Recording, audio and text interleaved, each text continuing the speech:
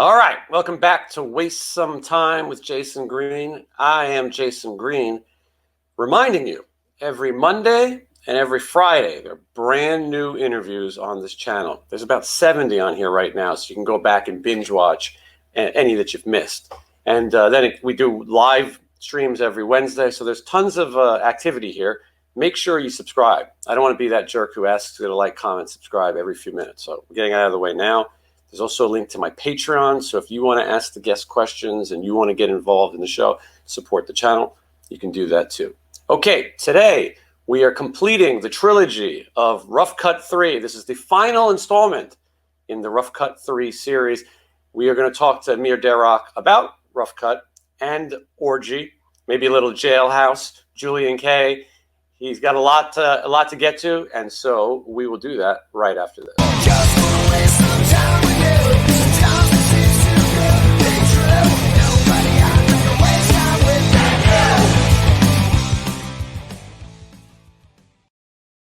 All right, here he is, AMIR DERAKH.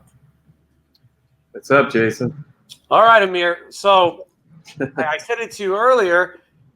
You're one of these guys who does not have a career where you can say he is the guy from this. You were the guy from this and that and that and this, and but that's a good thing. You've reinvented yourself musically several times, and so I'm going to do my best to get to all that. I guess I got to start with the most obvious question that you're probably sick of answering. Your name, AMIR DERAKH. Is it really that you're here to rock?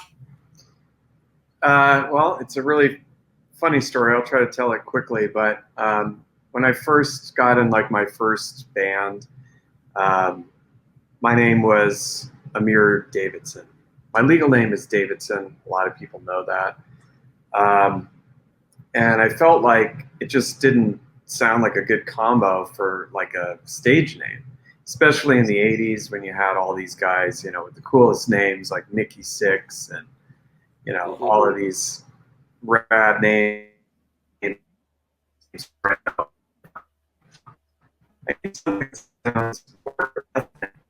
Or AMIR, for my last name. So I actually went back to my original last name, which was Gohar Darakhshan, but that was too long. So my dad actually used Gohar, and then I saw that the word Derakh was in there.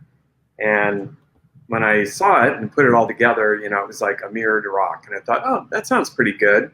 And I still have the same initials, AD, like AMIR Davidson, AMIR DERAKH. So that's kind of how I came up with it. It was just a shortened version of my real last name. And so when I went to rehearsal that night with my current band, which was, I think, Emerald at the time, San Diego band, my guitar player starts laughing in the middle of the rehearsal. And he starts talking into the microphone, and he's like, dude, your name is I'm Here to Rock.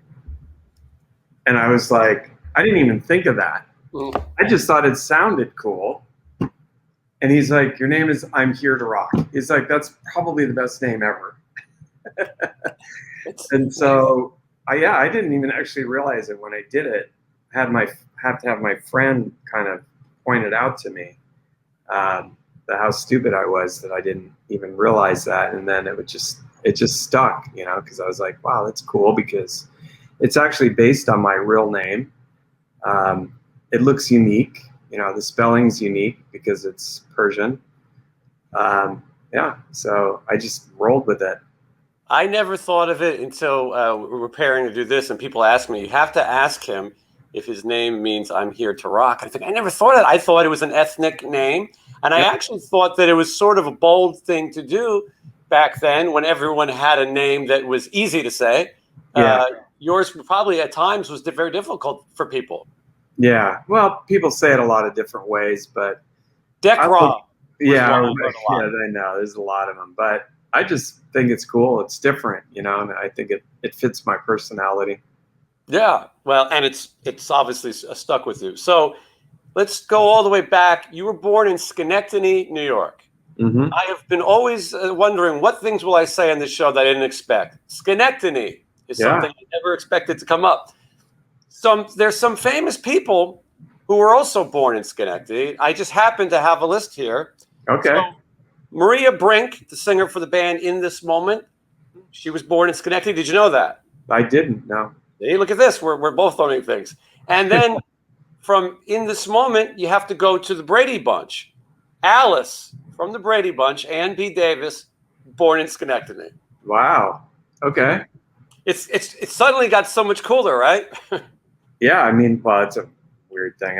I think I didn't live there. I think it was literally my mom was pregnant, and it was like they had to pull off somewhere, and out I came. How funny. Yeah, so for you, it's a stopover. Mickey Rourke, born in Schenectady, famous actor. And then Deborah Van Valkenburg, who was in the movie The Warriors. On Too Close for Comfort. She was also born in Schenectady. But I think some of these people stayed longer than you did. Basketball coach Pat Riley, born in Rome, but grew up in Schenectady. Now, you were known from sort of being discovered in San Diego. And yes. So how soon did you get to San Diego? We moved when I was around 10 years old from New York. We lived in upstate New York, my mom and I. And I'm not sure what it was other than, well, my stepdad at the time, or legal dad, I should say, the Davidson dad, was a pilot. And so he relocated to San Diego. So even though my mom and dad were divorced, we would go visit him. And when we went to San Diego, we didn't want to leave. Yeah, so it's a nice place. I think after a couple trips there, we were like, my mom was like, we're moving out there. Like, we should move out there. And I'm really glad that we did. Yeah, well, after some upstate New York winters, San Diego is like a paradise. Yeah, for sure. So one of the things, and I was mentioning that you're the third in the Rough Cutt 3 that I've interviewed. So one of the things that I've learned from my now elaborate studying of Rough Cutt is that Dio is always going to come up. Quiet Riot is going to usually come up. And I'm forgetting something, but there's always these parallel. Oh, Rat's going to have to be involved. And so in San Diego, there was a lot of really amazing guitar players. I say there was something in the water, so to speak. That's my New York accent coming through. And so what's interesting is Rough Cutt, they get Jakey Lee to be their guitar player, and he comes from San Diego, and he comes up to Los Angeles, and he is the first guitar player for Rough Cutt. But he gets the offer to join Dio originally, and eventually he goes to Ozzy after Randy Rhoads passes. He does about 5 years or so there. Then they got to go back to San Diego to find the next guitar player, which is Craig Goldie. And of course, Craig Goldie is also going to go on to play with Dio at some point. It's that's this weird thing. And then of course we should point out that Rough Cutt was managed by Wendy Dio. So another big part of it. So Craig Goldie decides, after making a couple demos, that he's going to quit to join Giuffria with Greg Giuffria from the band Angel. So again, they need a guitar player. They go back to San Diego. They go to a guitar store. I believe it's called Guitar Trainer. Trader, yes. Trader, okay. And they ask the guy working, who's the next guitar player? And Warren DeMartini also was in San Diego at the time. He had gone to Rat already by this point. So who's the next big free agent? It's AMIR. And so they come to meet you, and then you tell me how Rough Cutt becomes part of your life. Yeah, it was crazy. I mean, at that time in my life, I was actually out of work. I had a pretty good job, and I was making good money, and I was basically spending all of it on gear. So I had like good guitars. I had like Marshall half stacks. I had the whole kind of LA rig, all the good, the rack gear like Lexicon, PCM 41, and the Furman, and everything, for that tone that was happening at that time. I was in a band at the moment. And I was actually planning to move to LA funny enough. I was going to go no matter what. I'd already like made up my mind that I was going because I knew, you know, with everybody going up there, it just seemed like I had to be there if I was ever going to do anything. And crazy enough, Rough Cutt comes knocking on my door one, you know, afternoon, late in the day. It was Literally. David and Matt. It was David and Matt. I knew they were coming because my friend Lawrence, who worked at Guitar Trader, I had a lot of friends that worked at Guitar Trader.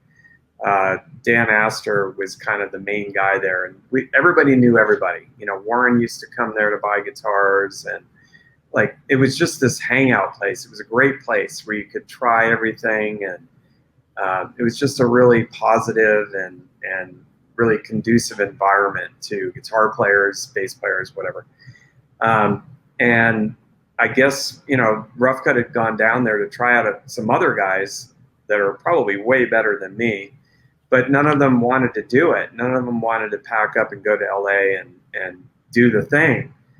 And so that's when they went to Guitar Trader and they asked my friend Lawrence, like, who's around here? Like, who's cool or whatever. And he's like, oh, you should check this AMIR guy out. And so Lawrence called me and said, hey, there's two guys here from Rough Cutt, and they're looking for a new guitar player because Craig Goldie left. And I knew Craig, too. I actually had some of the Rough Cutt demos, I think because of Craig, believe it or not. Wow. Yeah, I feel like he gave me one or something. Well, that's what Matt said. Matt said that you had the demos already, so you kind of familiar with what the music was. Yeah, well, I used to go to LA, and I used to see all the bands, Motley, Rat, Sarge, who Matt and Chris were also in. I saw them. I saw Rough Cutt a few times. I have a funny story about that, being backstage at Rough Cutt and getting kicked out by Paul. Really? At the Troubadour, yeah. We weaseled our way backstage at their show at the Troubadour. We didn't know any of them. Well, I guess I knew Craig at that time somewhat, but we got backstage and Paul kicked us out. I always laugh about this with him. Like, this is just one of those funny things. He probably doesn't remember, but anyway, full circle. And of course, I got to use that against him later on. Sure. But Matt were the one who came to the house, and I knew some of their songs because I knew a lot of the stuff that was going on in LA. I was just all immersed in it. So I picked up my guitar and I started playing, like, I think it was Taker. I can't remember what other song. I guess it was Queen of Seduction, Taker, and Try a Little Harder were the early demos they did with Dio before I was in the band. And I knew it. So I just started playing it, and they were freaking out. And then, you know, I don't know, David or Matt or one of them said, you know, do you have any like tapes of you playing or anything? And I happened to have some recordings I did with my cousin. And so I played it. And then when they heard me playing solos and stuff, David was like, man, he sounds like Jake. Good impression. And Matt was super skeptical. Matt was probably my biggest skeptic at first, but in all of this time, he's become one of my best friends and brothers. But he's kind of like a shy dog at first, you know, like when you first get to know him, he really has to sniff you out, and like, he's funny, but once you're in, you know? And I didn't have much time to pull that gig off. I went to LA that night, drove up with my gear, literally just packed my shit and said, yeah, I'll do it. And I think the next day I had to like try to rehearse as many songs as I could, just a little boombox and my guitar, just try to figure it out, you know? And then we went to rehearsal, and pretty sure Wendy and Ronnie or somebody, you know, it was pretty major, was there that night. I was fucking nervous as shit. And I did it, and they loved it. And, you know, that night we went to El Compadre? No, what is that place in the valley? I forget. But anyway, I think it's El Compadre. We went there and had dinner, and Wendy was just like, well, if you want to do this, you've got the gig, but know this, you know, we're going to be going to Europe. We're going to be doing this. And I'm like, yes, let's do it. So I literally just that night packed up and left everything. you were the right guy for that gig for that reason alone, that you were all ready to go. You know what I mean? Yep. You didn't have to think about it. You were already at that point in your life where you were ready to make the move and to step into something that's established a little bit, you know, at least it was structured, was even better opportunity. You didn't have to go out and build something from scratch. You were stepping into something that kind of, you know, already had major management. You have Ronnie James Yeah. Dio over your shoulder. Yeah, I mean, I was totally flying by the seat of my pants. I mean, I'd only been playing guitar for a couple of years. And had been, you know, in a couple local bands. And I mean, I really had to up my game when I got in the band because all of them were so good. I mean, every one of those guys was amazing. And so it made me amazing because I had to like rise to the occasion. And like when we went in and made the record and all that, like I learned so much so quick getting to work with, you know, Tom Allum and Mark Dotson, who did our record. That was literally, well, I was already electronically inclined. I have like a knack for that kind of stuff. So I was already kind of doing some stuff before. But once I got in the studio, I just kind of knew like that aspect was going to be in my life somehow too, you know? Yeah, and it definitely has throughout your career because production has become a big part of what you do and electronics as well. And we'll get to that. But so we're looking back at this record. Are there any regrets you have about this record? Do you think is there something you think you could have done different, or because I think that's a different question than what I've asked the other guys. Yeah, that's a good question. Let me think about that for a second. You know, I was really young when we did this record, so you know there were some songs that were around, and you know some of them we kind of left behind. Maybe that wasn't the smartest thing to do, honestly. Yeah. You know, we had some new songs that were great, like Dreamin' Again, which basically got us signed. And that should have been the single. You know, I totally blame our A&R guy and Warner Brothers for fucking that up because I don't understand why you sign a band because of a song that is a good song and then you don't like it as a single. So that to me was a huge fuck up. But that was a great song. There were some new songs we wrote that were great. I'm really happy that Taker was on there because that was just a very signature song for the band. And I also think that should have been like the first single. I think that would have made total sense. I think there was some stuff on there, like, it's funny because like what I've realized now, and I think the other guys have too, Paul and Matt, there's a certain chemistry that the three of us have that we've always had. And we kind of write stuff that's a little bit different, but still really good and hooky and commercial, but it has a different thing. Whereas some of the other guys, some of the things they wrote were a lot more generic, like, you know, She's Too Hot. I never really liked that song.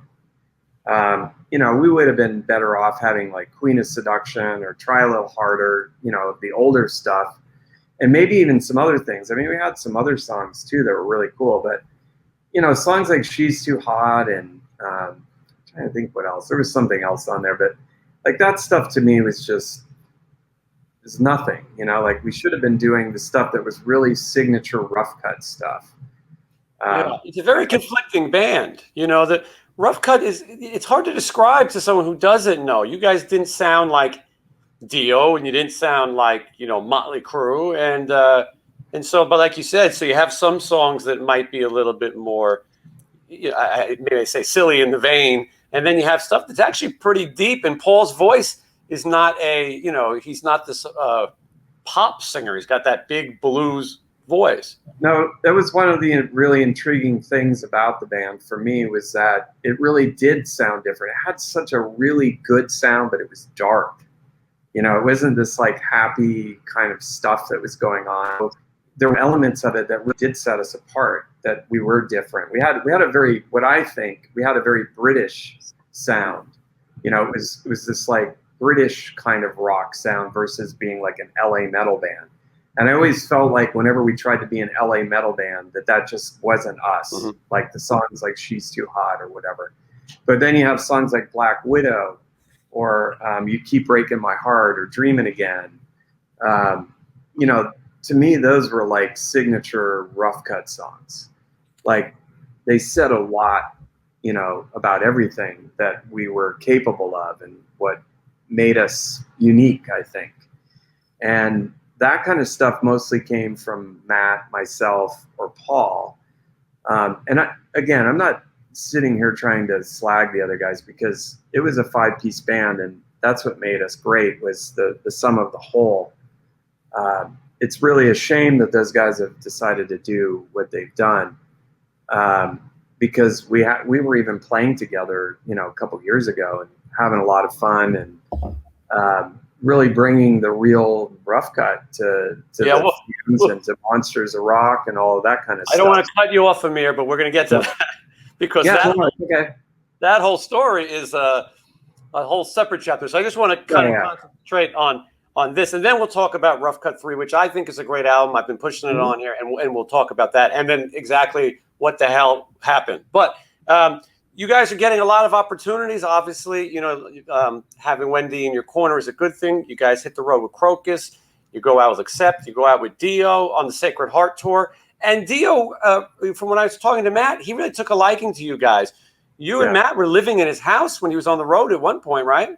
Yep. Yeah. I mean, Ronnie was very, very good to us all.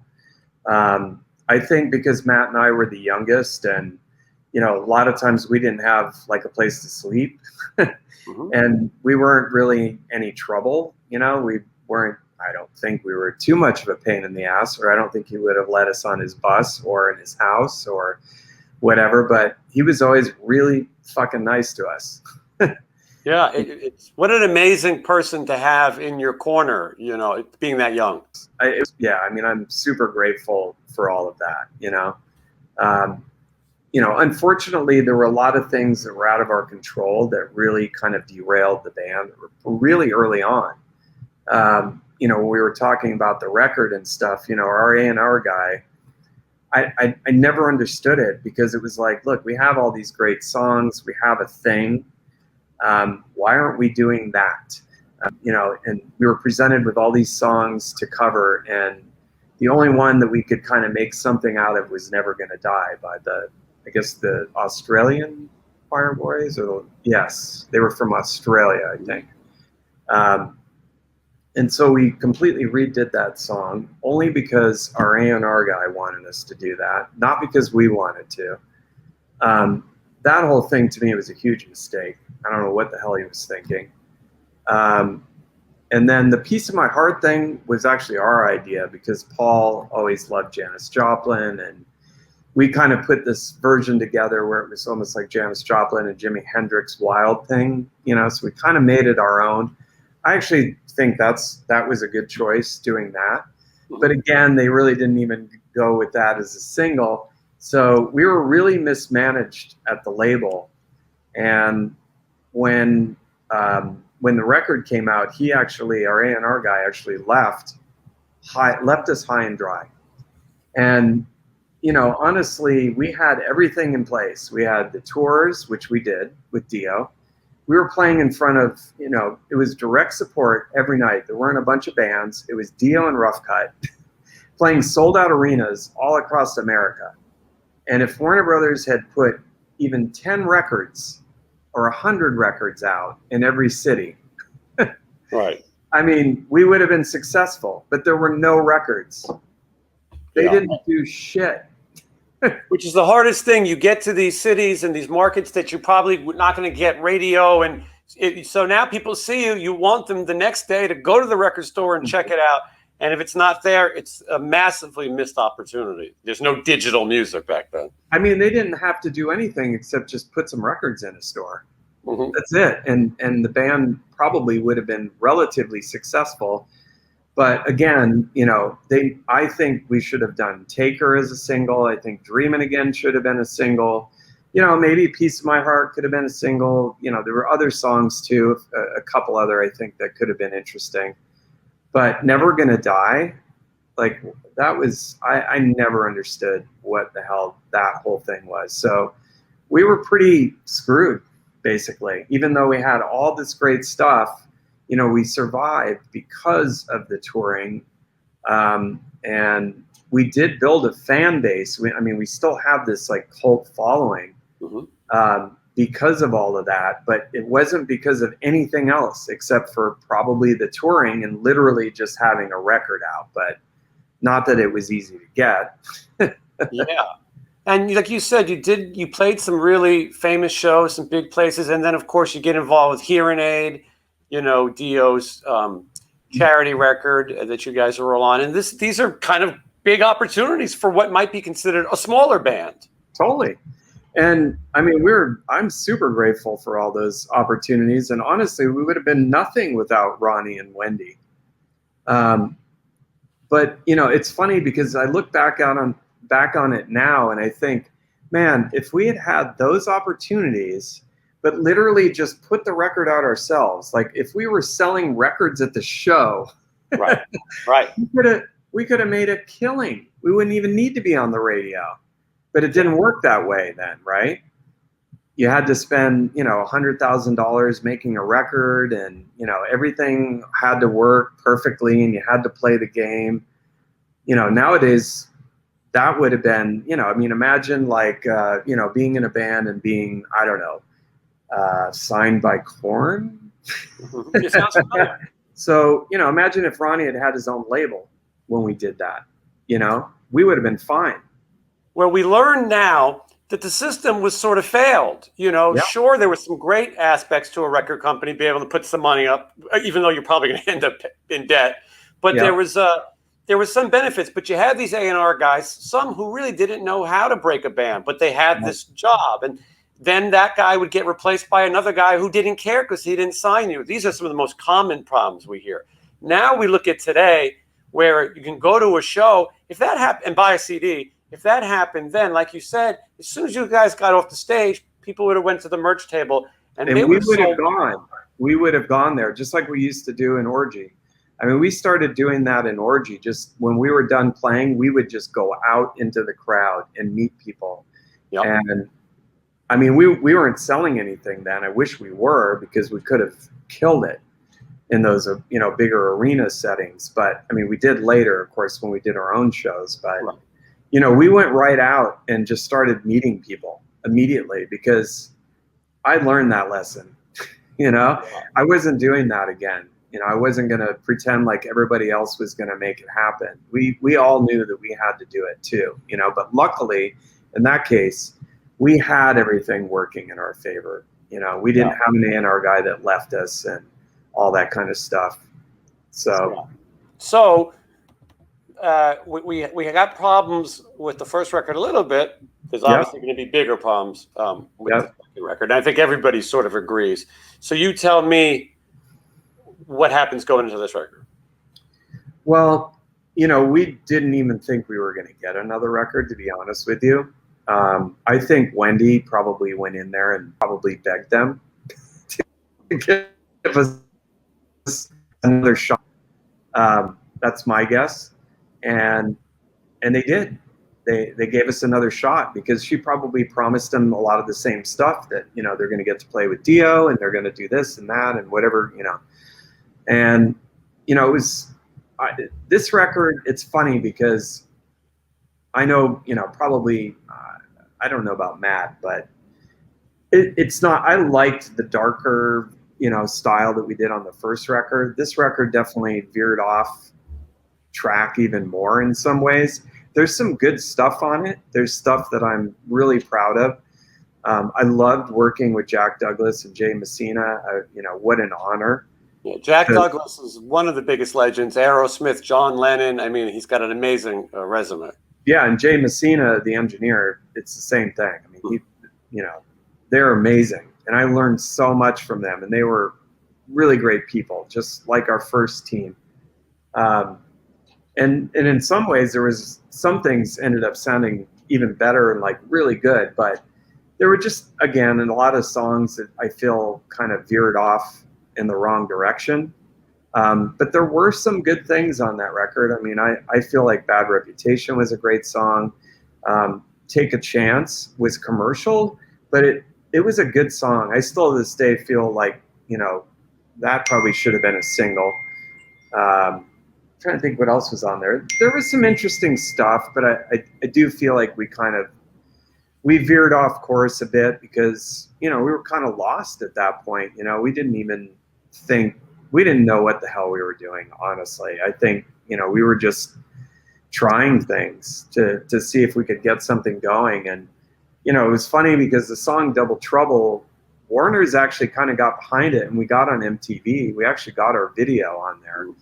But, you know, the problem was by that point, and it actually even happened before this record, towards, you know, when our first record came out, MTV and everything else kind of started switching gears to, you know, a much dirtier style of rock and roll. You know, grunge was coming, and, you know, a lot of these bands like Guns N' Roses and all this stuff was starting to happen, and we just didn't just missed opportunity. You know, it took too long to get our first record out because we waited around for Ted Templeman to do it, and that was a massive mistake.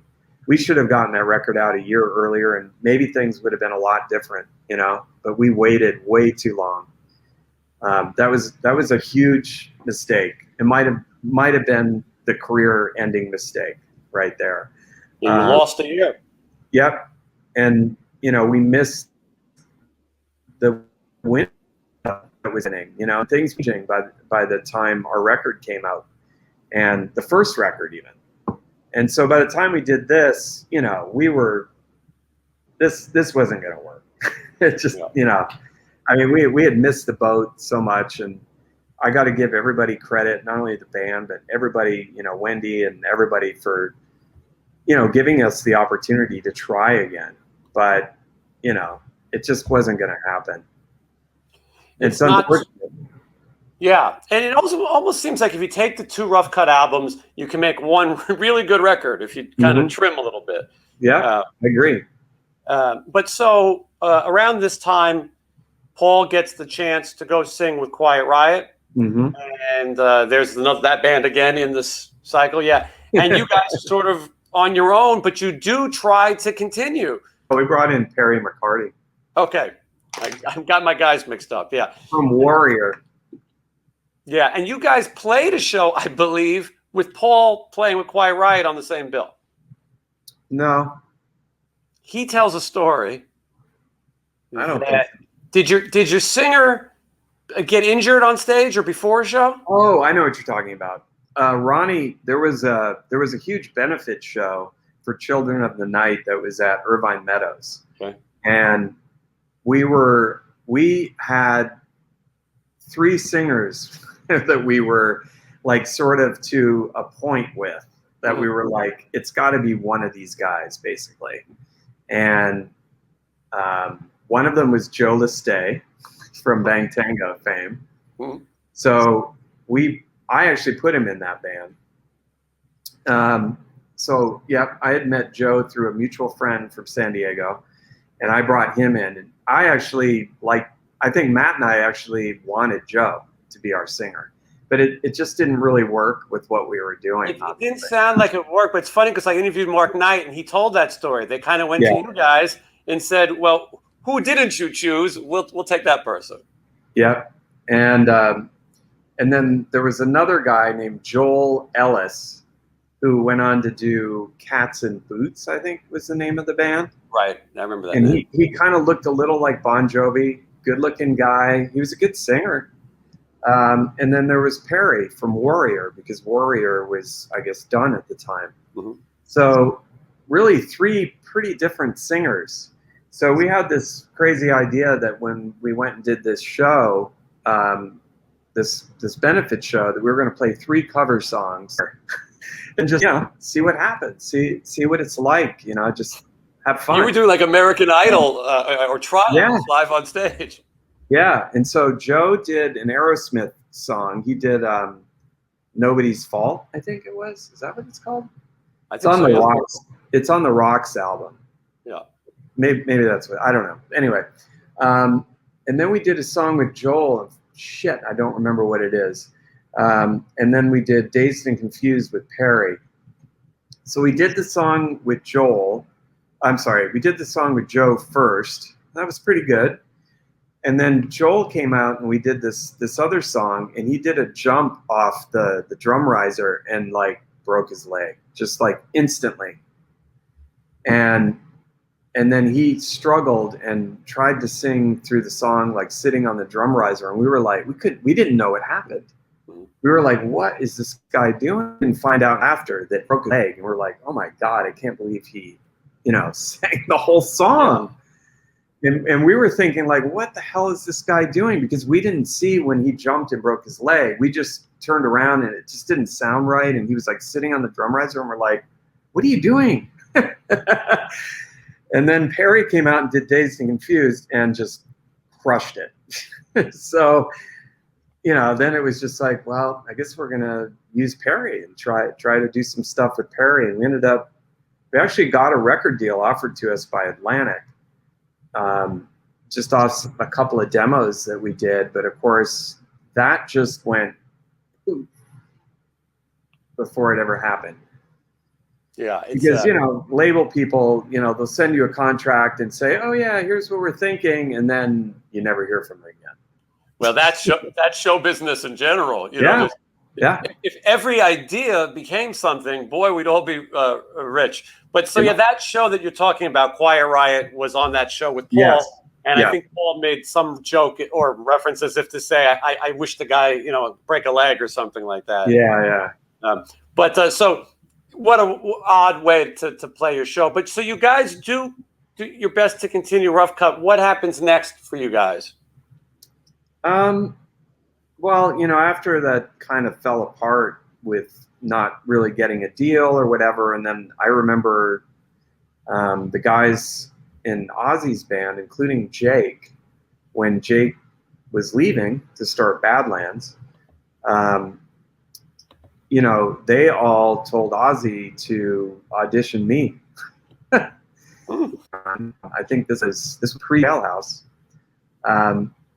Phil Susan, Randy Castillo, and Jake basically told Ozzy and Sharon that they should, they were trying all these guitar players out, and none of them were really hitting the spot. The only person they liked was Zach. That was the only one that, at that time, after all the people that they had auditioned, he was the only one that I knew kind of had a shot. And so the other three guys just said, look, we really want to try out AMIR.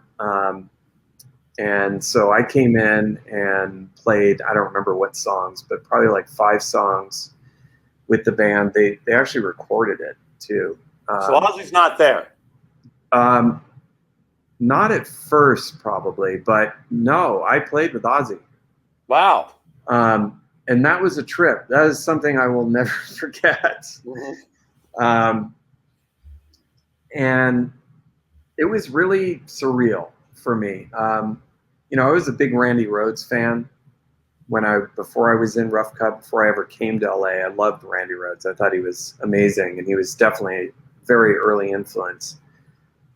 So to be there in that spot was just unbelievable. I mean, after doing all the stuff that I had already done in such a short amount of time, I mean, I used to go to the San Diego Sports Arena and watch these bands when I was a teenager and dream of like being on that stage. And within a couple of years, I was on that stage. And I remember looking out that night when I was coming out to my hometown on, that stage and thinking to myself, fuck, I set my goals too low. Yes. What's next? Yeah, I got here way too fast. I needed to think of something more, and I don't know if I was thinking it or, putting it out in the universe or whatever, but somehow I ended up, here I am playing in Ozzy's band now. Holy fuck. Like, how did that happen? But the weirdest thing about it was it didn't feel right. Like something about it, I felt like I was in a cover band. Right. And for me, I I like to start everything. I like to see everything through. I like to start my own bands. I like to be a part of everything from the very beginning. You know, maybe I'm a control freak or whatever, but you know, stepping into those shoes at that point, I'm like, all right, so now I have to fill Randy Rhoads' shoes and I have to fill Jake's shoes. Like, this is ridiculous. Like, I'm sure I can do some cool shit, but like, how do you do that? Those are big shoes. Yeah, and I remember being in, I was never into like finger tapping. Like, I just felt like it was way overused. So I really didn't even want to do it. So like when I played the parts that Randy did that were finger tapping, I did it with one hand, like this crazy shit. And Ozzy was super impressed with that. And I'll never forget his whole thing. I mean, he did to me what he does to everybody that's in the band, where he comes up to you and he's all, you know, and like does all this crazy shit. And I thought he was going to try and pick me up once. And I was like, oh no. Oh no, you're not picking me up, buddy. That's not happening. He was probably still drinking a lot at this point too. Oh, he was. Yeah, it was funny. I remember him singing, and he was eating Indian food or something at the time. He had like Indian food running down his, you know, face. But he was really nice to me. He was super complimentary. I am always going to remember that and be grateful that I got to be in that room with them. And Randy and Phil, like those guys were so rad to me, you know. I mean, that would have never happened without them. They totally made it happen. And I guess Jake did too. Jake had said something as well. And I'm just like, wow, I couldn't believe it. But, you know, in the end, you know, they had Zach coming in, and my whole story was really bad for that situation because one, they had already dealt with Wendy Dio with Jake. They did not want to do that again. That was very clear. And they like to kind of discover people. You know, they really didn't want to go down the same path of like, oh, it's another guy from Rough Cutt, right? That was never going to happen. And when they had Zach, who's amazing, obviously, and he was pretty much unknown, you know, they were like, yeah, we're going to go with that.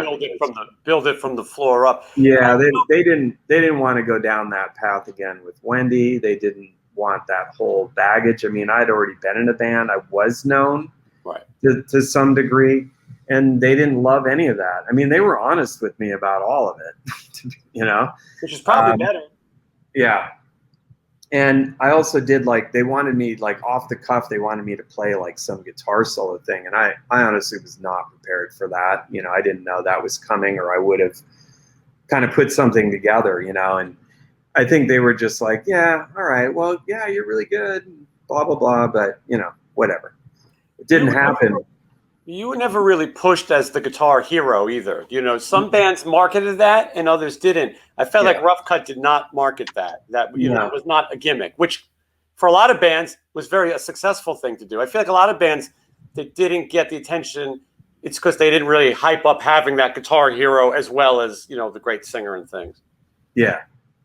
So, you know, but in hindsight, you know, and even right after it happened, I wasn't really that bummed. Something told me that that wasn't for me, you know? And of course, years later, I realized why. Yeah. And what an amazing opportunity to have, though. Do you know what I mean? Just for the moment, to say that you did it. I'm like I said, I'm so grateful that I got that opportunity, that I can tell this story. You know, it's I mean, there's not many people who can, you know, there's only a handful of people that could say they've played with Ozzy. This is going to be a blabbermouth headline 35 years later. You know, it's who knew? But yeah, very, very cool. And now, so do you go back to Rough Cutt? Or you're still in Rough Cutt? Oh, so then after all of that, I don't know, we were kind of floundering for a while, and I feel like it was probably David that brought the whole Jailhouse thing to the table, that he had met with them, and you know, Danny and Mike were actually quite content and doing really well on their own. And somehow we forced our way into being in a band with them. And it was kind of rough, you know, because we were pretty different, you know, like, again, it was kind of, you know, they were very poppy, and, you know, especially Matt and I really were into writing pretty weird stuff. You know, we wanted to do like weird stuff.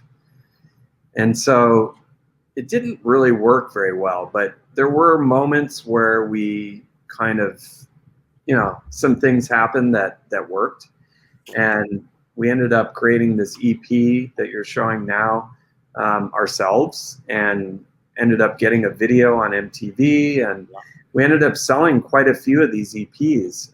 With no label? No, it was on Enigma.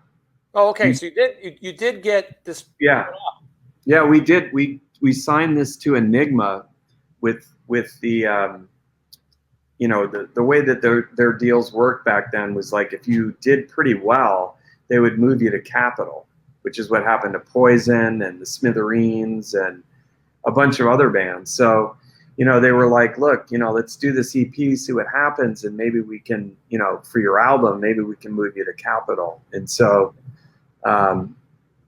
you know, we did the EP, and it sold like 30 or 40,000 copies, which back then was really great. I mean, even now that would be amazing, but it was tough to justify a record deal, basically. So once we did that, they came back, and it was basically still Enigma, but they were going to give us a real budget to do an album. And so we actually started doing it with, we met with a bunch of producers, and we started working with Michael from Delhi. And we recorded a bunch of stuff, and then Enigma went Enigma. They dissolved it. Capitol dissolved Enigma. And it was pretty heartbreaking, because, I mean, this had just been the story of our lives at that point. You know, I remember being at the Palladium. I don't remember what show I was watching, and somebody came up to me, somebody random, just an acquaintance or whatever, and, hey, bro, I was really sorry to hear what happened to Enigma, and, you know, that sucks. And I was just like, what are you talking about? I mean, there was no internet. We didn't have cell phones. So you heard things word of mouth, you know. Which is much harder. Yeah, and I was just devastated. I was just standing there like by myself, just thinking, fuck me. I can't believe this is happening again. You know, I finally thought we were gonna, you know, get to do something here, and now Enigma's defunct. And so this record we've been making, it's done. Yeah. Did that music ever come out later in some format? It did. Yeah, Mike has released some of that stuff. It's actually, I think some of it's coming out on a vinyl. Cool. We've got a label that is making a vinyl version of some of those songs. We did a lot of stuff, a lot of demos, it was all really high quality though. Like, it was all album quality. So yeah, I mean, a lot of that stuff has come out. And, you know, I talk to Mike, you know, once in a while, and, you know, I think we just released a bunch of other stuff too that he just put out. It was a bunch of like demos and random stuff that's online as well now. Well, people are always looking for these things that almost didn't exist. You know, there was a time in the early '80s where there was these unrecorded bands, a lot of punk bands that were legendary, but they never made a record. And in your case, there is no full-length Jailhouse record, just that EP, which had mostly live tracks. And so I think people are kind of they're hungry for reliving the old days, and that's out there. So that's pretty cool. So that EP comes out in 1989. Now, I think we all know what's going to happen in 1994. But what goes on in between 89 and 94? Well, funny enough, you know, I had gotten to a point where I was probably ready to throw in the towel, you know. You know, I mean, I'd had so many disappointments at this point between those two bands, and even some other things that had gone on. I started another band after that, and it didn't last very long, but we actually got a lot of interest very quickly. That stuff will come out one day too. It was a band called Grass, and it had Stephen Ray Anastas from, God, what was the name of their band? Black Bambi. Black Bambi was a band that their record didn't come out. And we had started a band with Matt from Rough Cutt and a friend, Scott Marcus, playing drums, and we were doing this kind of grungy music, basically. And things heated up pretty quickly, but it imploded very quickly. Unfortunately, Steven had a very bad drinking problem, and the band imploded very fast during that time. We have since made amends over the last few years, and he's sober and he's great. Really happy that he turned his life around. And, you know, Matt and I and Steven, we've talked about putting that music out at some point. I think it will be interesting for people to hear some of that stuff, because really none of it's ever been really put out properly. So I was doing that. I was also DJing. That's when I started DJing, like, as a real job. And I was doing clubs all over Hollywood, DJing, and was very successful at it. And it was somewhere in the early 90s where I decided, you know, as much fun and money that I was making doing the DJing stuff, I wanted to kind of learn more about recording, producing, engineering, and all that. And I thought maybe it was time for me to go that path and just give up on really being in a band or any of that kind of stuff. Or, you know, I can always play and have fun or whatever, but, you know, maybe it was time for me to just kind of do that, because I saw a way, you know, where I could still be creative and make money. And I love recording and technology and all this stuff. And so I went to UCLA during that time, and took their recording engineering program, which I graduated from, top 10 in my class. And it gave me a lot of hands-on experience in all these amazing studios all over LA. And it was cool because it was in the transition of analog to digital. So I got to learn everything in analog, everything digital as well. And I'm really grateful for that, because I really got to see, like, the golden era, the end of an era, you know? Well, you were fortunate to have both, because you could have had an education that was not practical anymore. So you were fortunate to have learned something amazing that still can be used a little bit, but you were able to do what's about to come. Yeah, and this record right here, this Cold Chamber record that I engineered, that was completely done analog, all on tape, you know, Neve consoles, all real gear, mics, everything in a bitchin' studio. Yeah. So, you know, some of the early records, and like the Eels record, which we did at Matt's studio, you know, there was some really early stuff that we did that we were really fortunate to get these opportunities, create these opportunities. And, you know, we both learned quite a bit of that. And yeah, so, you know, I was already heading down the engineering path. I mean, I was already, you know, doing successful records before I'd even graduated from UCLA. And a lot of my teachers there were trying to give me jobs. So it was very flattering. And I knew that I was onto something, and I thought, well, I guess, you know, I need to do this, because obviously this is working for once. Right. You know, I'm making money, I'm having fun, I'm learning, and, like, you know, this is a cool job if you're going to have a job, you know? Right. And so you're probably thinking at this point, well, this is going to pay the bills. I'm still involved in music, and I just won't play, you know, live anymore. Yep. How does ORGY, the band ORGY, how do they get you back? How do they make you an offer you can't refuse? Or how do you get involved with those guys? They drag you back. Well, it's funny, because I had a band with Jay Gordon in the early 90s after this band Grass. We had a band called Lit. Yes, we had the name before the Lit, you know. Mm-hmm. But it was a very, like, hardcore. It was like KORN and like trying to think what Corrosion of Conformity, or like what's that New York band that Evan's in? Biohazard. Biohazard. You know, you kind of mix all this kind of hardcore, you know, metal and, you know, the down-tuned KORN, you know, thing that was happening. And this was the beginning of Orgy, basically. The band Lit. Bobby was in it,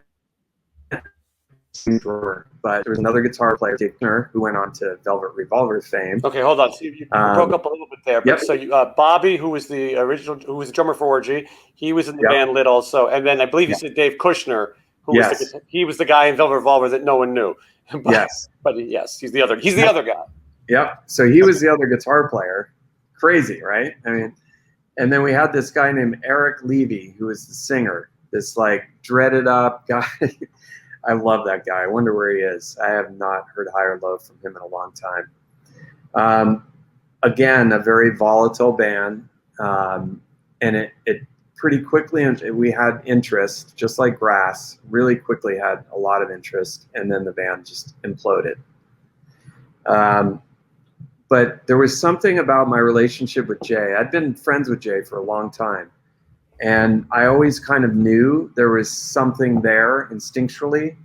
And I knew that I needed to keep working with him. And I just, you know, I can't put a finger on what it was. It was just a feeling. And so, you know, he was the bass player in that band, but he would sing once in a while. And every time he would sing, I was always like, why aren't you the singer? Like, you have a cool voice. And he just never wanted to do it. But after the band broke up, I kept pushing him to sing and like work on demos and stuff. And he would work on stuff, and he would give me like cassette tapes, and he'd ask me like what I thought, and I would give him pointers and what I liked, what I didn't. And that's kind of how Orgy started. You know, we were just kind of friends, you know, and he was kind of doing things. I was kind of on the outside really at that point, because I wasn't really sure I wanted to be in a band. So I was kind of producing it, you know, trying to groom it to be something, you know, that maybe he could do something that I could work with or whatever. And, you know, then we started working together on other projects. You know, we produced the demo that got System of a Down signed. We also did the Cold Chamber demo, but they were already signed at the time. But the demo that we did help us get the gig to produce the record. And luckily, Jay Baumgartner was our friend who owns NRG Studios too, because he was, you know, letting us use the studio, and so we had a really good thing going on at that point of developing bands, and we were starting to get some of them signed and all of that. And it was during that time that Jay and I started formulating this idea of Orgy. And we actually did some stuff together initially, some Robert Trig record or something crazy, but we recorded some stuff together, and it was pretty clear at that point that we were onto something. Yeah. Even before, you know, anybody else was involved. And funny enough, we recorded that at Matt's studio. It was Hot Legs.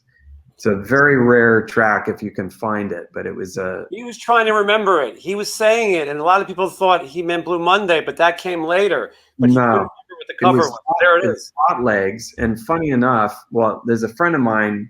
It's a whole other story. I won't get into it, but my friend Steve Fazio, who has a label up in Canada that was called D-Rock, believe it or not. Mm-hmm. What a coincidence there. Yeah. I started doing all this work for him, and one of the things he wanted me to do was this Rod Stewart tribute. And then during that, he's like, well, maybe you and Jay should do something as Orgy. And so we did, and believe it or not, we did that with Lawrence Tolhurst from The Cure. Yeah, great drummer. So that was who did that song, which, I mean, it was just a crazy collaboration right off the bat, right? Mm-hmm. And so, but there was something magical that happened there, and we recorded that at Matt's studio. And then after that, we went in and started doing more demos, and the early demos Stitches came out of it, which was one of the singles off the first Orgy record. And when I heard that, I knew that if I didn't, because at the time I really was just going to produce it and record it and all this stuff. But something told me that I needed to be a part of the band. And they were asking me, and at that point, Ryan was already in the band, and Josh Abraham was also working with us. And everybody's like, dude, you've got to be in this band. Like, you can't just, be the outside guy doing all this stuff. Like, you got to be in it. And I kind of didn't want to.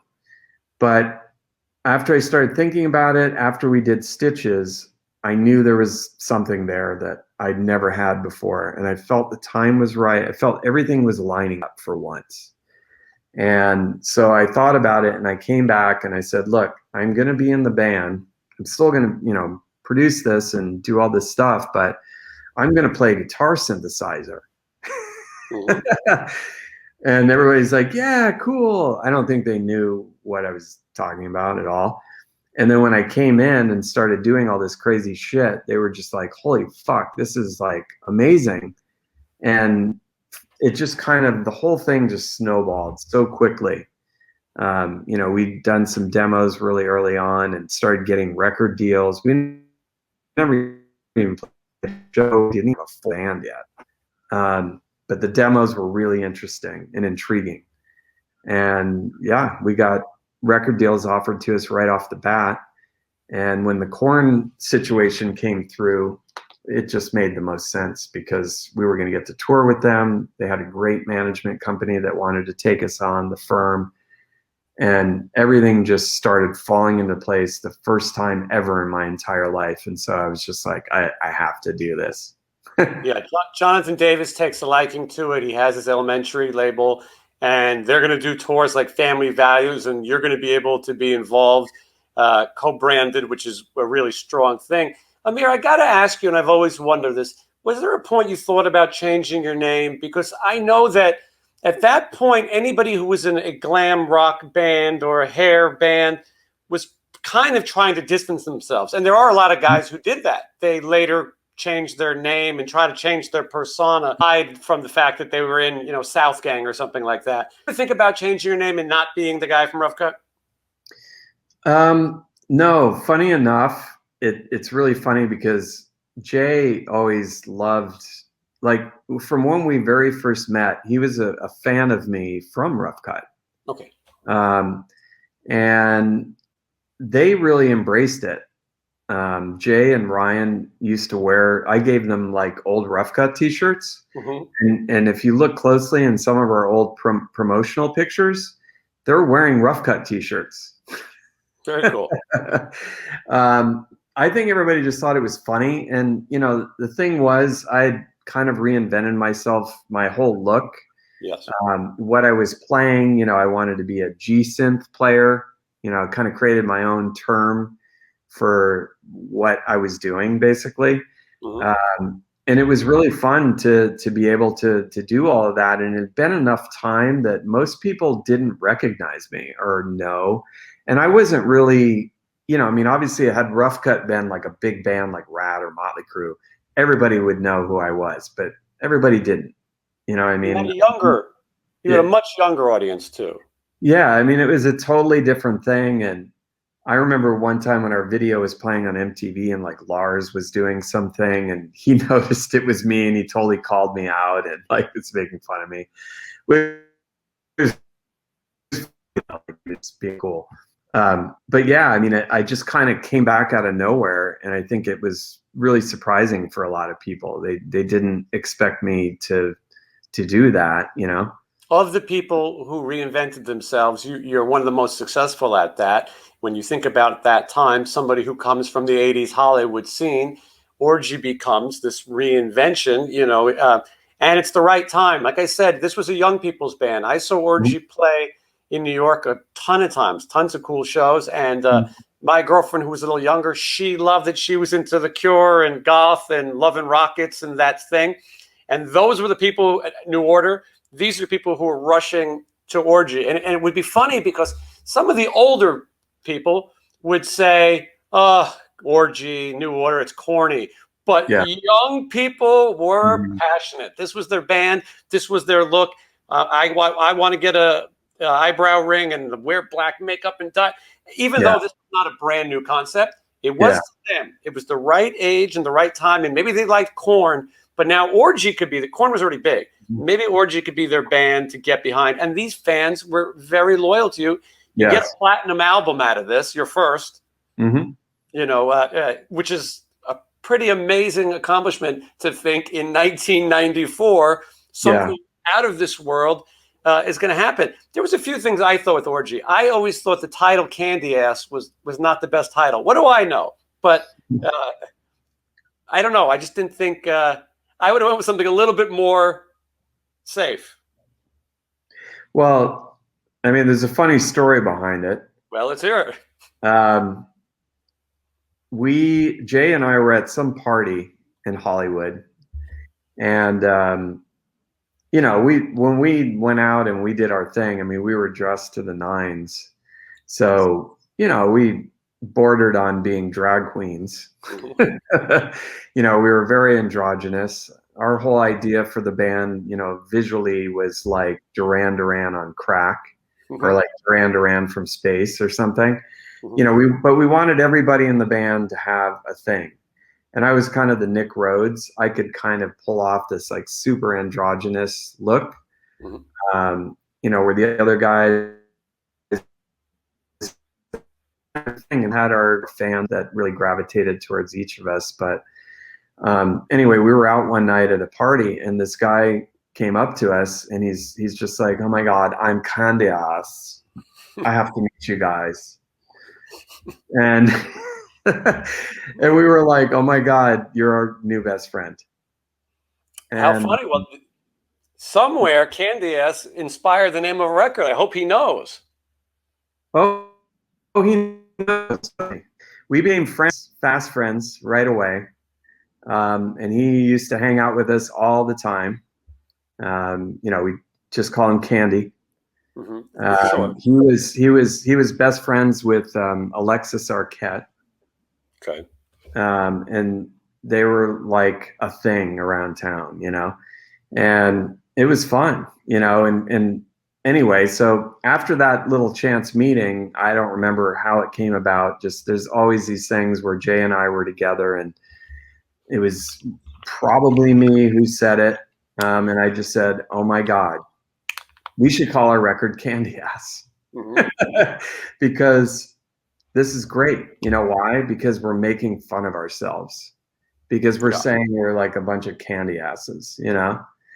And yet there's also a great story behind it. You know, we're very androgynous. Candyass is obviously, you know, a cross-dressing guy. And it just all made sense. And with a band name like Orgy, it's just the whole thing is just. That's true. You know, I'm questioning your choice of Candyass. Your band's name is Orgy. I mean, you're already kind of mixing it up, so to speak. So you guys are playing a lot, you know, and MTV's playing you. And now it's time. These kids are dressing like you, and they're standing outside TRL. And you must be thinking, this is insane, you know, that I was auditioning for Ozzy at one point, and I was playing guitar in San Diego, and really struggling to get through and auditioning guys like Joe Leste, and now I got a platinum album. Yeah. Pretty amazing. It was a dream come true. That's, I mean, you know, that's all I can say. It was just like, it happened so fast. You know, we worked very hard to get there. I mean, I always tell people I spent 15 years to get there, you know, because I did. Yeah. All these other bands and everything else that I had done, it took me 15 years to finally make it, really, you know. I was very happy. This band was a conglomeration of everything that I ever wanted to do, like stylistically. You know, being in metal bands and all that stuff was cool. But I always loved new wave and goth and industrial and all this stuff that was coming up, and always really wanted to be in a band like that. And although I did bring some small elements of that to the other bands that I was in, whether it be my look or even some of my weird playing or whatever it was, you know, I knew that I had to do what I had to do to get somewhere, you know, and the opportunities came along like Rough Cutt. And at the time it was a great opportunity for me. And, you know, I was really into, you know, guitar rock and all that as well. So, you know, I don't think I would have been ready to be in a new wave band then, but I was into that kind of music already.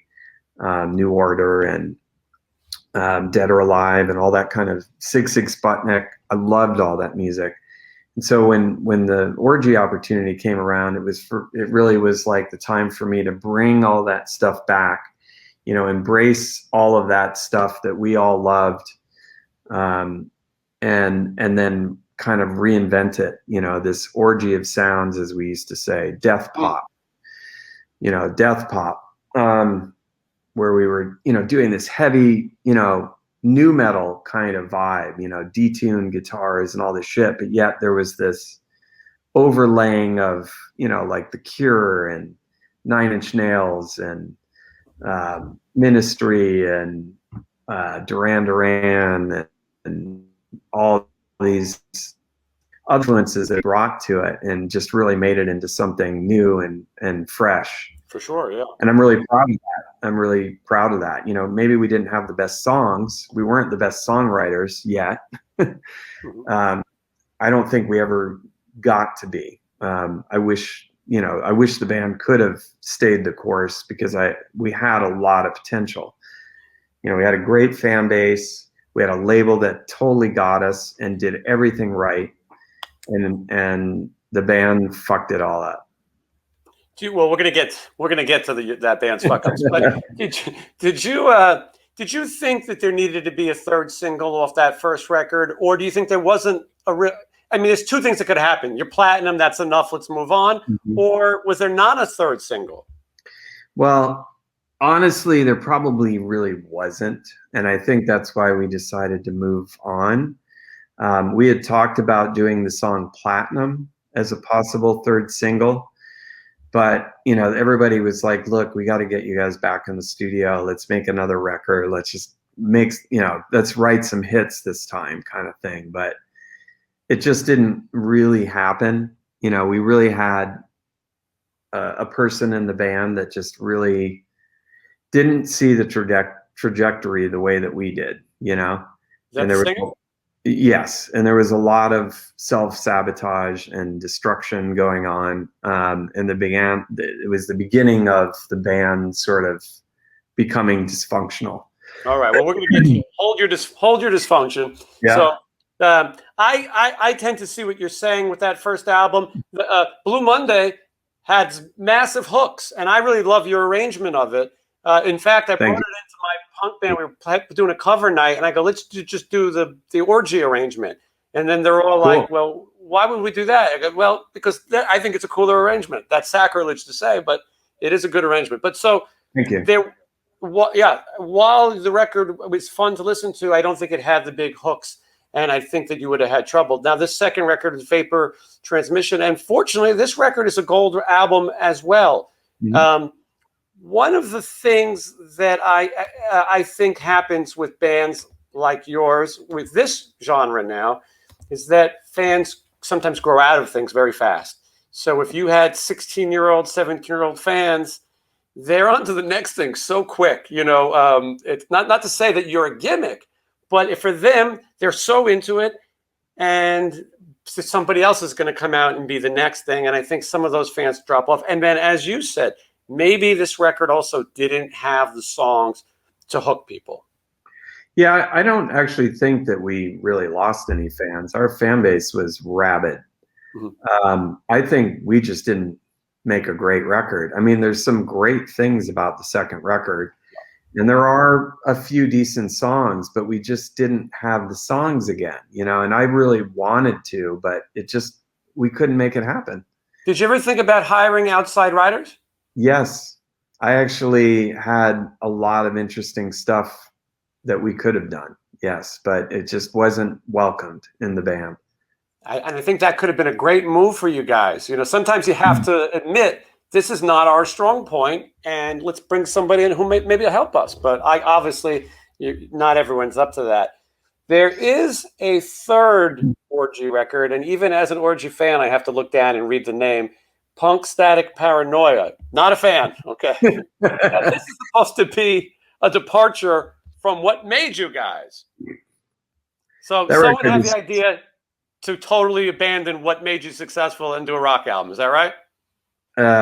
Yeah. Well, you know, I wanted to try a lot of other things, and we actually had Rick Ocasek on board to produce our record, which huge.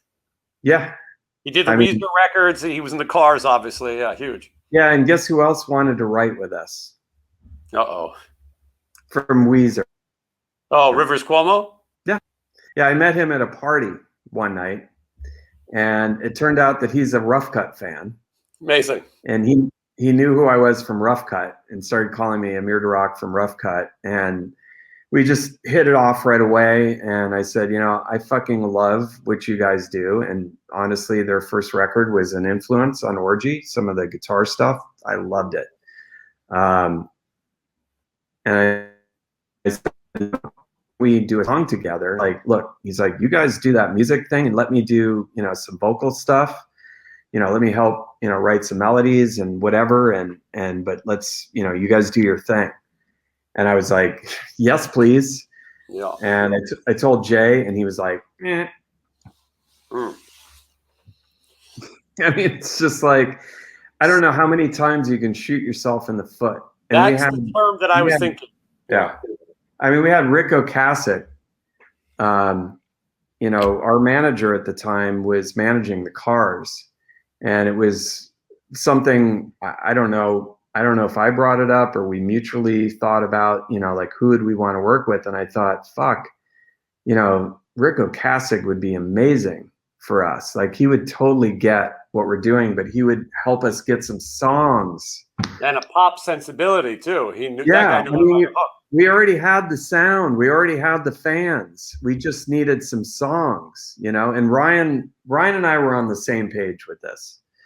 And that's how JULIEN-K kind of started going, because we were just like tired of it. You know, it was just like, we want to like try stuff and write with other people and just make good music and not have this like weird stuff boundaries. And like, you know, we wanted to grow. And it just wasn't growing. It was a sinking ship at this point. Okay. So let's get ready to sort of close the book on Orgy. Yeah. We got other bands we got to finish through, and I don't want to keep you all night. So, okay, Orgy runs from 94 to 05. You guys come back in 2010, right? No, 2000 we did the second record, and then 2003, I think, was Punk Static Paranoia, and then we did some touring. But I'm saying, did you ever reunite with Jay after 2005? No. Okay. Because somewhere it's listed that you guys were involved again in 2010. So, but that's wrong. We did, you know, it's probably because he came on stage and played with us in JULIEN-K once. But that's it. Okay, yeah. So Orgy really ends for you guys in 2005. Let's talk about where the other guys are at. What happened to your bass player, Paige? That's a good question. I mean, there has been a Facebook page that says, "Where's Paige?"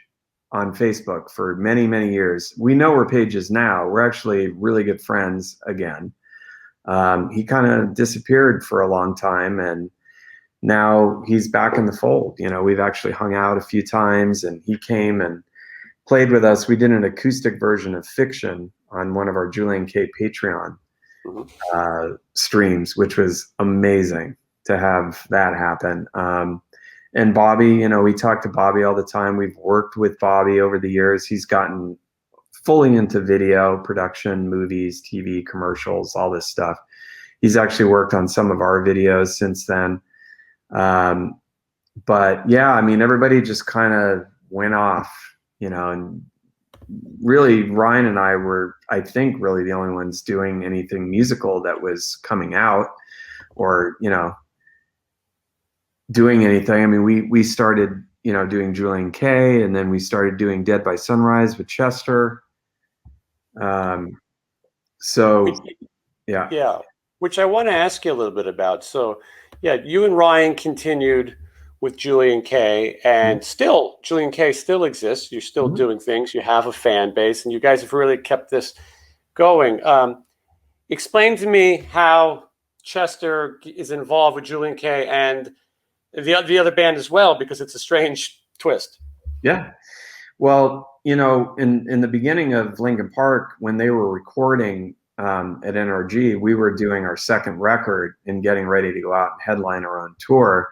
And we made friends with all the guys in Linkin Park and recognized their insane talent and knew that their record was going to be huge and knew that Chester was, you know, a once in a lifetime singer. And he became, you know, Ryan and I became, you know, best friends with Chester over the years. But we actually took Linkin Park out on one of their first tours with Orgy. Wow. And yeah, I mean, we just built this relationship really early on. And when we started JULIEN-K, Chester actually wanted to be the singer. And but we, you know, he's such a sweet guy, and we just kind of had to really nice say, like, wow, like, first off, we're extremely flattered that you want anything to do with this band, because honestly, I don't think it's really right for you. But, you know, we've really been building this around Ryan to be the singer. You know, and then somewhere around that time, you know, he started showing us some ideas that he had for songs that just weren't fitting in Linkin Park. And they were really good. These song seeds that he had, a lot of these ideas were very simple, but they were good. And so we started developing that as a separate project, not really even knowing what was going to happen with any of this. We just started doing stuff, you know. And I think even at the time, Chester was living with Ryan. And, you know, we just started, you know, it was very organic how Dead by Sunrise started. It was just the three of us, you know, developing these ideas that were coming from Chester. But, you know, I really wanted it to be something different than JULIEN-K. And then on the other side of it, you know, I was developing this whole thing with Ryan and doing JULIEN-K. And then, you know, at some point, this thing just kind of grew into really two real bands. And because Orgy we couldn't do anything with Orgy anymore, we were just like, all right, well, I guess this is what we're doing now. I saw you guys live with Chester here in Vegas at a place called Wasted Space that was in the Hard Rock Hotel. Yeah. And the band I was working with, Sin City Sinners, we were the resident band there, and they said, you guys are going to go on late tonight because Chester Bennington's got this band that's going to do this sort of special release thing. Yeah. And obviously at this point, Chester was, he really was a superstar, you know, and couldn't be a bad thing to help you guys as well get your music out. Yep. No, he helped us a lot. I mean, Chester was a great friend, you know. I mean, I can't say enough good things about him. It's just a terrible tragedy what happened, and unfortunately, you know, this day that he passed away is coming up tomorrow. I know you taped this, but it's July 20th. You know, and it's very difficult. Every time this comes around every year, it's just like I've already been feeling it, you know. Well, you can sense things sometimes with people who've passed. You don't have to look at a calendar. There is something in the air that knows that time is coming again. He was such a likable person, you know, for a big rock star. He was another one of these guys that you don't really hear anyone say anything bad about. He really liked people, and people seemed to get along with him. How do you find out that he passes? Actually, I was talking to my girlfriend about this the other day. We were on tour. JULIEN-K was on tour, and we had actually, I'm pretty sure we were supposed to play Austin. I think that's where we were playing the night. That's where we were driving to. And we were at a restaurant getting some lunch or something. And I started getting messages from like random people. telling me, you know, I'm so sorry and all this kind of stuff. And I had no idea what was going on. But I, you know, instinctually knew that obviously something happened to somebody close to me. I didn't know who or why or whatever. And then I opened up Facebook, and literally right when I opened up Facebook, there it was, right there. And it was like a freight train hit me. It's probably one of the most devastating things I've ever dealt with in my life. And Ryan, you know, I was by myself when initially, but he was around the other side of the building, and eventually we found each other. And, you know, we were bawling and hugging each other and just could not believe it. It was just, like I said, the worst day of my life. Yeah. And then, you know, we had to somehow pull it together to play a show that night, because we felt like, regardless of the situation, that knowing Chester as well as we do, that he would still insist that. And we pulled ourselves together, although it was very difficult. And, you know, we played the show, and, you know, the ensuing next couple of weeks were very difficult, because we ended up flying back to LA twice while we were on tour. Like in between, like on drive days, we would literally get on a plane, fly back to see the family and friends, and then we flew back and played a show, and then we flew back to go to the funeral and the memorial, I should say, and deal with all of that. And it was horrible. Yeah, I can only imagine. And, you know, you talk about playing that night. Sometimes that's the best distraction you could have. Music is what you do, and playing. And so by playing, it gives you at least that little time that you're on stage, not to completely dwell on this horrific news that you received. You know, when people pass away, and I mean no disrespect to somebody like Scott Weiland, you sort of go, yeah, he really battled addiction. And it's not as shocking. It's horrible. But with Chester, were you taken by surprise? Did you know that he was a depressed person? Was this just a total shock? Well, it was a total shock for sure. We did know that he had, you know, issues, depressive issues, as a lot of us do. I did not know that it would go this far. We used to call this thing, you know, that Chester kind of, when he would become kind of dark on occasions, we called it the dark passenger. It's kind of like a reference to Dexter, because we actually used to love that show, and we used to watch it together. We used to have this slasher Sunday party whenever Dexter was on, and we would go over and we'd get together and watch Dexter. But, you know, Chester really had a dark passenger. I know a lot of people didn't see that, because on the outside you would never know that. And even on the inside, you know, being on the inside, it wasn't something you saw that often. But it was there. And, you know, I think eventually, you know, obviously he succumbed to that. I just the other night went and saw that Anthony Bourdain movie, and I could completely relate to that situation and his whole trajectory. It seems similar in some ways. That's an amazing movie. If you haven't seen it, I highly recommend it. I mean, me and my girlfriend love Anthony Bourdain. I mean, it's just so amazing at what he did, where he came from, and where it went.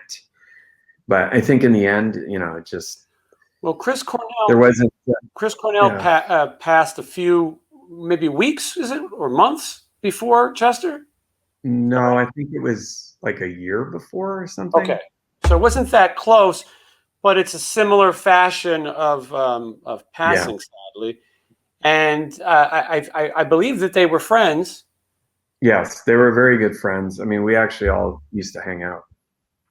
Yeah, and so, you know, sometimes when life is so hard, and you know somebody else, who knows? Now, it's what's crazy is now we're going through a pandemic, and there are so many people who are battling depression, and we're going to be battling it for a long time because lives have changed. And so hopefully people hear these stories and reach out to somebody, instead of that alternative, which is terrible. So rest in peace to Chester, of course. And unfortunately, his music and legacy lives on. And hopefully people who were touched by him will get help if they need it.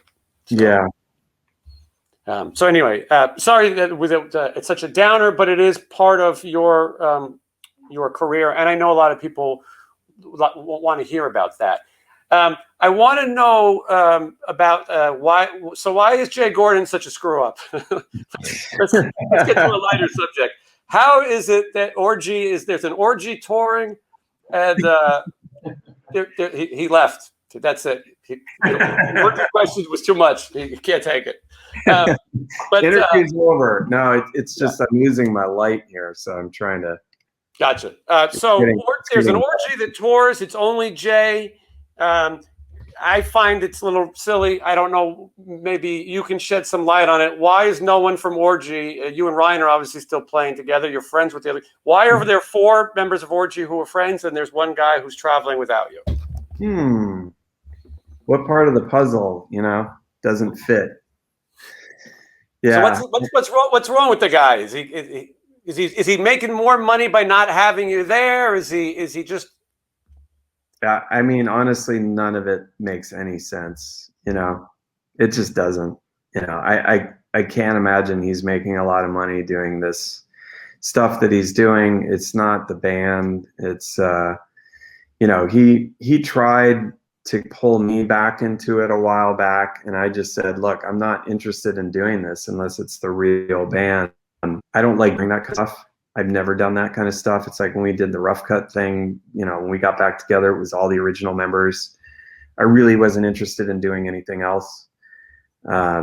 This other thing that came out and how this all came about was really obviously not our doing. Yeah, it wasn't. Orgy ever going to reunite, Amir? I don't think so.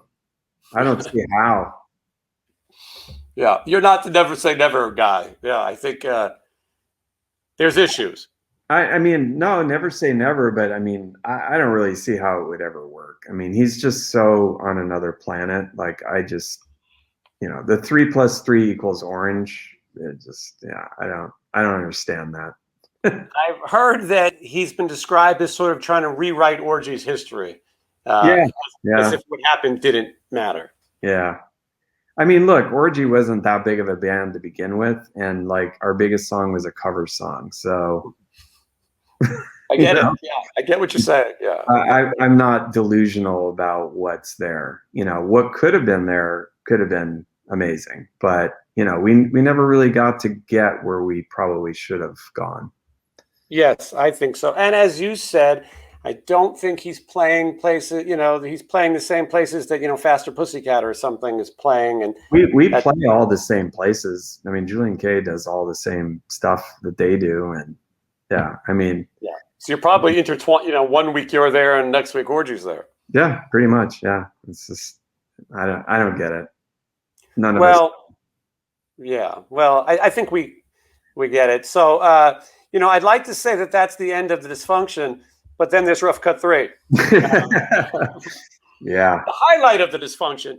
Amir, could you have thought ever in your life that you would be in one of these silly situations that Great White and LA Guns and Queensryche, when those bands do it, it looks so ridiculous. There's 2 versions and there's this guy and there's that guy.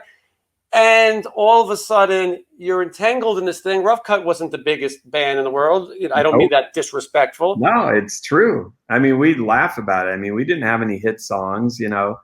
We're not Great White, who actually had multi-platinum records and all this stuff. We were an obscure band. We were very fortunate enough that Monsters of Rock asked us to reunite. And do this cruise party and all this stuff a few years back, and all of us were like, wow, this is really cool. And I said, well, all of us were just like, look, if it's the whole band, then yeah, I'll do it. And it sounds like a fun challenge to go back and revisit all that stuff. And so we did, and it was great. And we did some other shows. And during that time, we were actually kind of writing some demos and doing some things. And that's what all of this stuff is. Not really thinking like, oh, we're going to get some big record deal or anything like that. Just kind of doing it for fun because we were back together and the band has chemistry, and why not, you know? And, you know, at least I know Matt and I really thought, because, you know, we're really busy. I mean, he's very busy doing his stuff, and I'm always really busy doing stuff. Paul's got Matt has a recording studio for those who don't know. Yeah. Yep. And, you know, we thought, well, look, we can probably do Monsters of Rock every year, maybe do a few shows, you know, maybe we put some songs out, you know, that's it. Like, we want no delusions of grandeur for this project. Mm-hmm. And then I don't know, I guess, you know, just things got really weird with those other guys, which was really disappointing and unexpected. You know, I mean, I've been friends with Chris for, I mean, since I was like 20 years old, and you know, it just, they started fractioning off, and first it was Rough Riot. I mean, Matt and I knew nothing about this. We were not told, we were not, you know, it wasn't like, hey guys, we want to kind of do this because we want to do other stuff, or we wouldn't have cared, honestly. Yeah. But we would have been like, yeah, go for it. As long as, you know, we can get back together and have some fun and do this thing once a year or whatever. You know, but we weren't told. And all of a sudden Rough Riot appears, which is completely out of left field. Which Paul admits was sort of a mistake on his part to do, Rough Riot being members of Quiet Riot and members of together. So, and then that didn't work, and everything went sour between them. And then that's when Chris and David decided to do Rough Cutt, which, you know, that's just weird to me, because honestly, Rough on its own, all the members, you know, I mean, we're a cool band, but it's just such a stretch. And so they did that, and we were all just like sitting here like, oh, this is hilarious. I mean, it's bizarre, and to be honest with you, it's hard to take them serious. They you know, they do interviews and things. I mean, I don't watch much, but that the drummer and a guitar player are going to call themselves Rough Cutt is bizarre, but it motivates the other three of you guys who, no offense to them, you guys are the three who had more success outside of, you know, Rough Cutt. You know, Matt's done a ton of things. He was in Rad at one point. He toured with Stephen Pearcy forever. We've recapped your career. Paul Shortino has had an amazing career, and he did the soundtrack for The Stewardesses, the 3D adult movie. So, and he was on The Dating Game and The Gong Show. So Paul has done it. So I think this lights a fire into you guys. Well, hey, these are our songs too, and you guys have recorded. You all have your own studios, so you are all able to do parts. And why not have Carlos Cavazzo come in and play some solos that are incredible solos on this record? He's an old friend too. I mean, he was actually one of the first friends I had when I came to LA. He was really fucking nice to me, and this was at like the height of his career. We met through my, at the time, girlfriend, and her girlfriend was dating Carlos, and then, you know, we became fast friends. So I've known him for a very long time, done a lot more, but, you know, Paul had said like, hey, you know, Carlos wants to play on a couple songs. I was like, fuck, rad. He's very good. For sure. But he's very good at avoiding drama. He could care less. He doesn't know that there's two Rough Cutts, I bet. He doesn't care. He doesn't know that Rat is suing each other. He just goes up and plays. He doesn't have a social media account. And it's what makes him, you know, such just a genuine guy, and he's a great addition to this Rough Cutt 3 record. In addition to obviously your guitar playing, which is the majority of the album, And so I was saying, I don't recommend records that I don't like. I will say something's available, but that doesn't mean that I didn't like it. I went into this skeptical. I told the other guys too, I wasn't the biggest Rough Cutt fan. It was slightly before my time. Mhm. And it just wasn't necessarily for me, although I did appreciate the talent involved. But when I heard this record, I said, boy, if you're a fan of this genre of music, here's a great album that you didn't know you needed to hear, because it has the things that it has great songs, great hooks. And Paul Shortino, I'm not sure how old he is now, but you know, he's an older guy. His voice sounds amazing. His voice sounds better than it. I texted him after hearing the record and I go, Paul, this is outstanding. Paul does what he does better than most, you know, and this really fits him. And so to hear you guys back, to hear these songs, and I talked to Matt about it. It's very good marketing. I'm going to put the link in. You can go and hear samples of it. It's a very cool way to do it, and I think you're going to enjoy these samples. And I think people are going to want to buy this Rough Cutt 3 record. I think it is refreshing, and as you said, it's not meant to go platinum. But maybe Rough Cutt 3, maybe you guys will do a cruise or a festival when things open, a few shows. Is that something that could be in the books? You know, we've talked about a lot of different things. I would say never, but again, you know, I'm not super interested in doing these things with replacement people and all that kind of stuff. It's just you just got a text from the other guys in Rough Cutt. They want to. Yeah, they're like, "What are you talking about now?" They want to make up. Yeah, no, I mean, I don't know. Honestly, I really. What do we got a better chance of? Orgy? Do we have a better chance of Orgy playing together or Rough Cutt 3? Probably Rough Cutt 3. That's how slim a chance there is that Orgy will ever play together again. But yeah, I mean, look, it's all fun. I love working with those guys. We've always had a chemistry, and you know, they kind of came to me, or I should say Matt came to me, and he's just like, look, you know, we have all this stuff, you know, we should probably just put it out. You know, we've got a label that wants to put it out, and I was like, cool, you know, it sounds cool to me. I think it'll be fun. I mean, honestly, we weren't really thinking it was even really going to sell that much, but it's actually done really well. Well, that's what I wanted to ask you. Were you a little surprised by the reaction? Yeah, we were actually. Yeah, because I mean, like I said, you know, look, we're used to, you know, being in this situation with that band. You know, we just don't, you know, we don't have delusions of grandeur about it. We just make the music because we like it, and at least a few of us are still friends. Yes, well, that's a good percentage, though. Yeah, and you know, and we did it. It was just completely for fun, and we're totally shocked at how good of a reception it got. You know, very positively reviewed. People really dig it. Yeah, so we're very happy about that, and appreciate, you know, you wanting to do the interview and talk about it. And I know there's a fucking shit ton of stuff since I was like 20 years old to talk about, but you know, I'm just super grateful for any of these types of opportunities, and to be able to make music that someone wants to listen to. You know, that's all I could ever want, really, you know.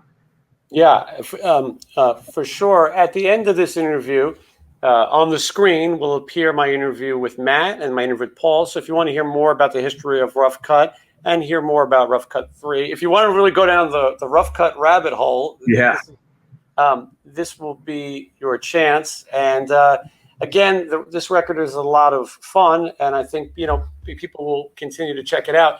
I've got to say, you talked about this long history, but what makes a good interview is somebody who has that history. If it was just like, yeah, I got signed and I made $1 million, and then I, you know, and then I overdosed and I wrote a book about it, you know, and not naming any names, but that, although not that person hasn't had a life either, but you've had such an interesting career that hasn't been documented as much. You know, there's not a Netflix movie about your story yet. And so I think people watching this really learn a lot. I know I learn a lot. When I do these interviews, I try not to watch it. I saw some of your interviews are like 3 hours long. I was like, holy shit.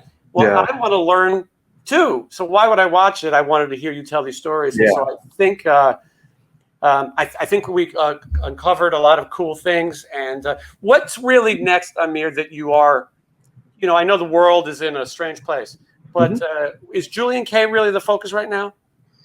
Well, Ryan and I have a lot actually going on. I mean, we are working on a new Julien-K record. We actually put one out last year, Harmonic Disruptor, which has done very well for us. But we didn't get to tour it. We didn't get to, we didn't get to do all the traditional stuff. So we are kind of carrying that into the next year when we tour. We're going to be touring with the Birthday Massacre starting in February of next year. And there's talk about touring with some other bands. And so we're also working on a new record that we're going to be releasing over the next year as well. But we haven't really given up on that other record because, like I said, we didn't really get to promote. And then Ryan and I have started this company called Framework. It's like an artist development company.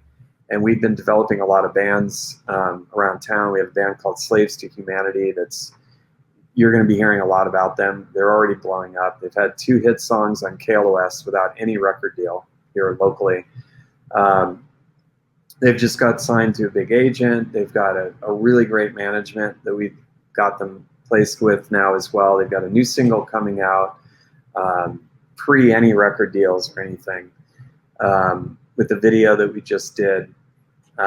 We've got another band called Your Favorite Color that we're working with. It's from Orange County. We've got a band from Texas called the Intemperate Sons. We've got a band called Human, which features Wes Gear from KORN and Head PE and ex-drummer of Train, the bass player of DI, a new singer. Doing some really interesting music. They're coming out on our label. This is all stuff that I'm either producing or mixing. And then the other big story, of course, is that Ryan is the singer for Edema now. I'm producing that record as well, and they're coming out on our label Framework. So we have a lot of stuff going on, and we're very grateful. Yeah, for sure. It's funny how that happened with Ryan. You know, he was the guitar player in Orgy with you, and you were grooming him to be the singer for Julien-K. And obviously, it's worked out. Now singing for Edema, you know, he's made it work, and he's very good at what he does. And when you guys play live, you know, you'll play Blue Monday and some of the stuff, and I think Ryan does a really good job at putting those songs out there. So I think fans you've come full circle in a lot of ways. Yeah.